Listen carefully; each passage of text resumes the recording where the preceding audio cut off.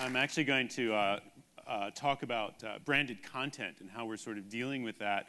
But to get you there, I think I need to tell you quite a bit about how the agency's working and how the advertising agency business is evolving right now without turning that into too much of a dissertation.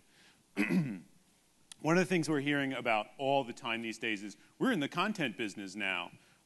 We used to be in the advertising business, whether we were promotion, direct, interactive, or traditional or whatever, brand advertising. And the studios were in the content business, and they made the content and left little openings in between, and we filled those slots, and everybody made money. The thing is that to my view, is that we're actually in a transitional time. We haven't gone whole hog into the content business. Our ad campaigns and our integrated programs, really, beyond just our ad campaigns, are very much content-driven now. However, they haven't gone all the way. You know, like the Geico Caveman didn't actually get to be a sitcom, not quite yet. But we are in this transitional period. And what's marking that is that this convergence, you know, this oft-hyped convergence we've all been hearing about since the 1990s is actually coming true. And it's coming to a head now, but it's also not just converging how the entertainment world works and how the telephone world works and how the television world works. It's converging agency services. And that's a great deal to do with our DNA at DRAFT FCB. And the big difference between Hollywood, I'll just use Hollywood as a catch-all for basically the content business, and the advertising business, is that we rely on persuasion. They don't need to persuade you to feel emotionally connected to their movie. We need to persuade people to buy our clients' products. So what's this persuasive content? That's what we're making, persuasive content. Well, first and foremost, unlike the traditional way of looking at advertising, which is interruptive and only persuasive, we need to make content, persuasive content, that's worth the viewer's time. We have to make it worth their time, not only worth their time to sit there and watch it, or even better, come online and ask for it and type in an address and get it. But it really needs to be worth sharing with others. I mean, this may seem fairly straightforward to a lot of people in this audience, but it's still worth saying. I mean, that's really what's happening, and I can't tell you how many meetings I've been in, and I'm sure many of you have been in, which is we've heard, oh, we need something viral. Go make something viral. Well, really, it's not about what term we use or what buzzwords we use right now, but it's really about making it worth the audience's while and make them want to share it. We talk, therefore, about lean forward and lean back experiences. What are we actually making? We're asking the consumer to lean forward in their chair into the screen and interact with the content. Lean back kind of experiences are typically old television, right? You sit down, you lean back. But I like to talk about a notion that dimensionalizes that a little bit better. I call that depth on demand. And the best way to think about that, especially for people of a certain age group, is to think about the way a DVD movie works. Because DVD movies, of course, are fast disappearing. But so for the meantime, we can still talk about how DVD movies work, which is that it offers you really an interactive experience, if you think about it, but based on depth on demand. So first and foremost, the vast majority of people are going to simply, oh, I have a sofa, are simply going to sit down on their sofa, put the disc in the tray, close the door, hit the button, sit back, and watch the program. And that's the least interactive, right? That's perfectly superficial experience, perfectly wonderful emotional experience, but in terms of interactivity, not very deep. The first level might be that they might turn on the commentaries. It's the first level of interaction. The next level might be, oh, wait a minute, I only want to see certain scenes. The next level deep would be, hey, I'm going to rearrange the whole movie, or I'm going to go into choose my own camera angles. And the next most deep level is, wait a minute, you know what, I'm going to make my own version of this movie, and I'm going to upload it to YouTube. The important thing is that we create now content that includes all the degrees of depth, so that what the consumer gets is the depth on demand without even thinking about it. So there's a convergence going on, and it's kind of all around us, and it's really disrupting the way agencies are structured, but in a good way. This is, just a recap of what we traditionally have been. The general advertising agency makes commercials, print and outdoor, billboards. The direct response agency makes DRTV, direct mail, email, and print. Promotions marketing agency would make point of sale in the stores, retail programs, sweepstakes and contests, and retail events, and street teams, and that kind of experiential stuff. And in the interactive world, there's a lot of discussion about this, but we can sort of boil it down to sort of 4 big categories. We make sites, microsites, macrosites, huge sites, small sites. We make display advertising, banners. They can be rich media, they can have video, they can be flash. We make email, and we make search. But what's happening is that these 4 big categories of what we do are all coming together, and you'll see this across the board. At DRAFT FCB, we're the first large multinational agency, as you heard in the introduction, to finally combine all of these services into one P&L. And it's having a big impact and a big difference in the campaigns and the programs that we make. And as a result of that, what we're seeing is that persuasive content, this new kind of persuasive content, is largely, regardless of the traditional discipline, agency discipline it came from, marketing programs came from, are moving into the interactive space. A good way to look at this is just go to the major advertising award shows, the website. Go to the Cannes Lion website. And what you'll see is that the promo lions, the Lions Direct, the advertising lions, and the cyber lions, there really hasn't been a great advertising program that you could probably think of, or a great promotions marketing program that you could think of, or a great direct marketing program that you could think of that didn't have a very strong interactive component, or was itself launched in the interactive space. Hollywood, actually, in the way they market their movies, is far, far ahead of the rest of us in packaged goods or automotive or the other advertising categories in utilizing the interactive space. So what must we do? Our task in the advertising side of things and how we approach basically creating branded content, or what I'd like to call this persuasive content, is we need to embrace the brand narrative, and we need to embrace this notion of sustainable discovery. First and foremost, in the interactive space, we always talked about, let's create the user experience. And it's no longer just going to be the user experience. In the traditional advertising space, all we really cared about in terms of the brand narrative is kind of, well, what's the campaign have to say? And importantly, we always boiled it down to saying one thing and then putting it everywhere, right? So our TV spots, some people call this matching luggage, okay? So our TV spots and our direct mail package and our billboards when you're driving down the highway, and when you walk into a store, there might be a shelf dangler. The front of our package all have exactly the same message, and we're just plastering it everywhere. But in the interactive space, it's not just one message. It's really a brand story. Every brand has a story to tell. I'm going to show you an example with Shout Wipes, which is just a little wipe, to wipe the stains off your clothes, and how the message that the efficacy of this product can actually be turned into a brand story. Now, what's going to end up happening is you're going to end up still having to say the same kind of benefits at all of those different kinds of moments or touch points based on where the consumer happens to be, in front of a television screen, in a movie theater, using their phone, walking down an aisle at a Kmart. But it's no longer just the matching luggage version of that message. It's different dimensions of telling that story. And in that light, we need to make sure that at every new point of discovery, we're sustaining the story, but we're also sustaining the consumer's interest. We're asking her, I always use her, for her time and attention. That's a lot to ask. We're no longer just interrupting the program, which, by the way, you've seen if people have seen the statistics on DVR usage, is really going the way of the dodo itself. I just got the AT&T Uverse IPTV service at home, and I realized that my remote has a 30-second jump switch on it. So actually, when I'm blasting through commercials now, it very evenly just parses them out on my behalf. Look for that in the future. Whoops, look for that now.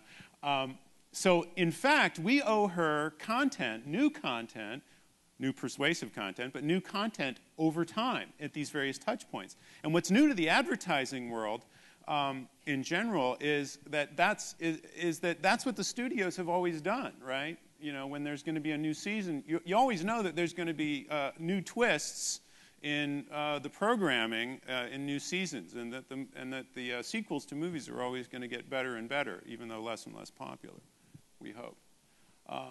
But advertising has never really thought that way before. So the first thing I'm going to show you is Save the Pants. Technically speaking, this was a viral video. It won some awards. This is for S.C. Johnson. It was part of a greater program. We shot this. We concepted this and shot this specifically to distribute online. It's 2 minutes and 14 seconds long. It cannot be cut down to 30 or 60 seconds to be used as a regular commercial. And hopefully this works.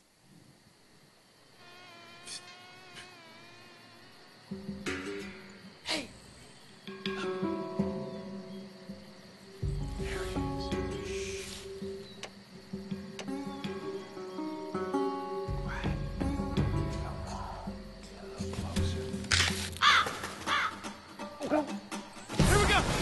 Get it! Go, go, go, go! Faster! Take a shot! Shoot! Miss it! It's getting away! Ah! You got it! You got it! Bullseye! Woo! Oh, yeah. Nice shot! That was awesome! Oh, yeah, these are going over the fireplace. Who's that? Here? What? No skating! Get out of here! Come on, leave him! Leave him! We'll get another one. Let's go! Come on, come on! This is so frustrating. I mean, don't they see the signs? It's so unfair. They're helpless. Everyone, just calm down. It's okay. I've seen this before. I know what to do.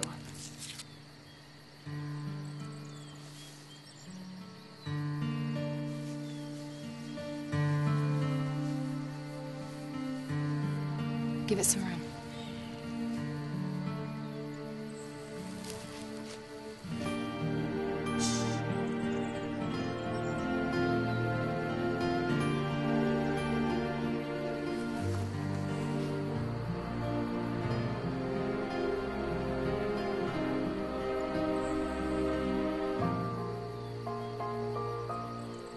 It's beautiful.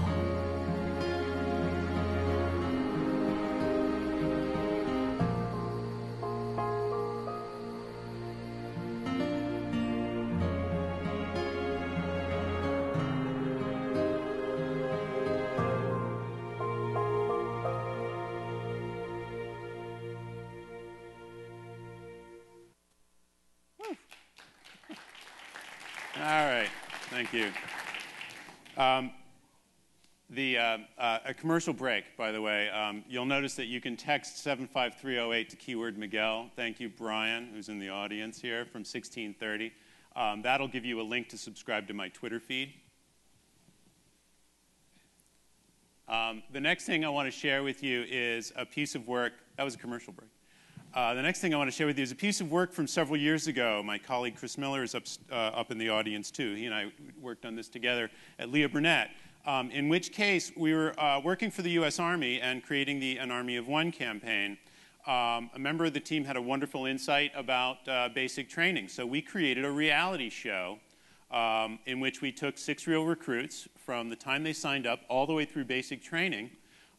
We advertised it on TV and print and in arcades and all kinds of places. But the webisodes happened only online at goarmy.com. Whoops, hold on.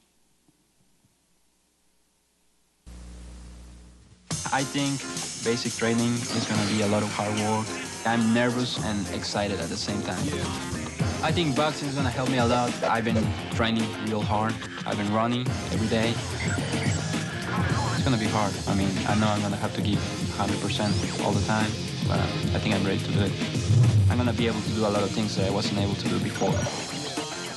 I'm joining the Army. More guy, only at GoArmy.com. Now, the thing about basic training is that in my mind, it's the first, and I believe it was right here, Chicago, the first integrated campaign to use webisodes and to really use the terminology of webisodes, because that was produced in the winter and spring of 2001. It actually went on to be picked up by the History Channel and became a 13-week series of half-hour episodes, and was very, very effective. We got 75,000 and something recruits into boots that year. This one I'm not going to show you video, but Element 79 is the agency that created this.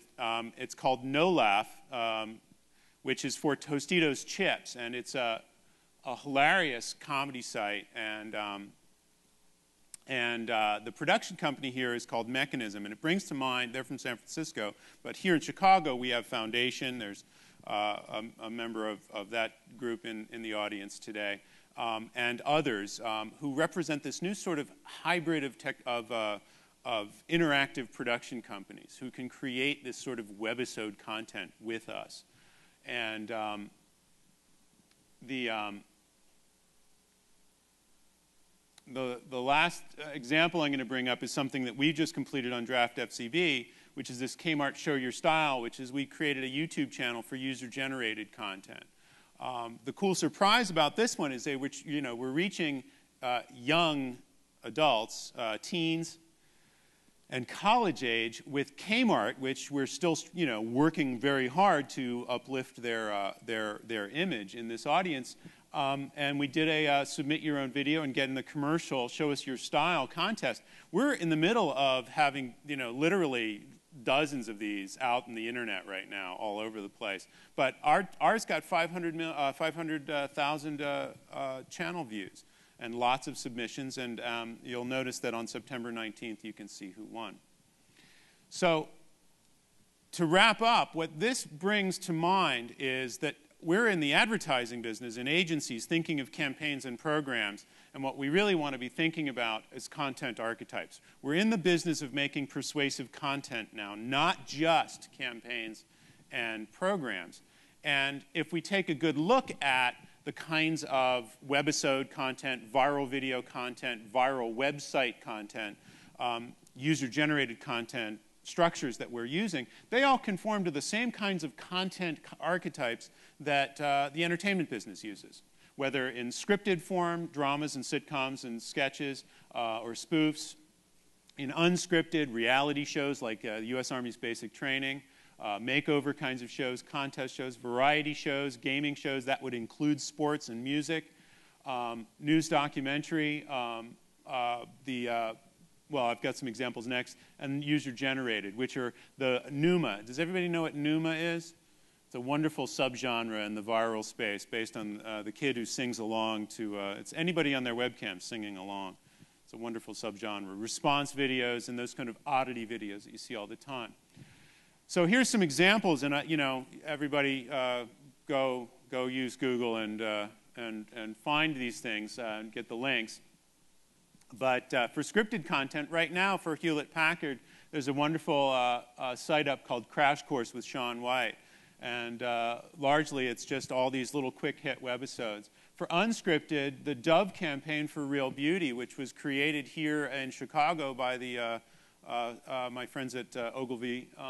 And the cool thing about the Dove campaign is that for the large part, the content that's being created there is unscripted. But I don't know if people remember, it was about five years ago, they created a series of webisodes that were directed by Penny Marshall, starring Felicity Huffman. So it's gone both ways. And Office Max, another Chicago agency, Vinnie Warren's shop called Escape Pod, has just launched right now, you can still see it, this Penny Pranks campaign, which is basically they went out and pranked a bunch of restaurants and other shops to try to pay with pennies. It's a great way of turning that kind of reality TV into great advertising. In the variety and gaming category, McDonald's is right now running, or just did finish, a alternative reality game, this matrix of websites that it's like jumping down a rabbit hole called The Lost Ring. In the news documentary area, Liberty Mutual just launched the Responsibility Project. It's a very interesting thing. It's fundamentally a blog, but it's all about personal responsibility and responsibility in your life. Holiday Inn Express is right now running a kind of documentary show called The Smart Show, where they're taking a nationwide tour. There's a current webisode's up as an interview with Pete Carroll at USC. It's kind of fun. In the user-generated space, DiGiorno just ran a really kind of cool program called the Ditcher for DiGiorno for One. It activates entirely on MySpace, where basically you come up with an excuse, tap it into MySpace, and it pings your phone. So if you're in a meeting or you're out to dinner with somebody, you get this, your phone buzzes and it tells you, it gives you your own excuse for why you've got to excuse yourself so you can go home and have DiGiorno for one. Brilliant use of technology and storytelling. What they did was they overlaid a promotion on that where you write your own. You write the best excuse and you win a prize, win a big prize. And then finally, Scion has this new Scion United site. And as you know, Scion is all about pimping out the car. In this case, they're creating a real community around that with very rich video. So basically, one brand story, many platforms is the way to look at it now.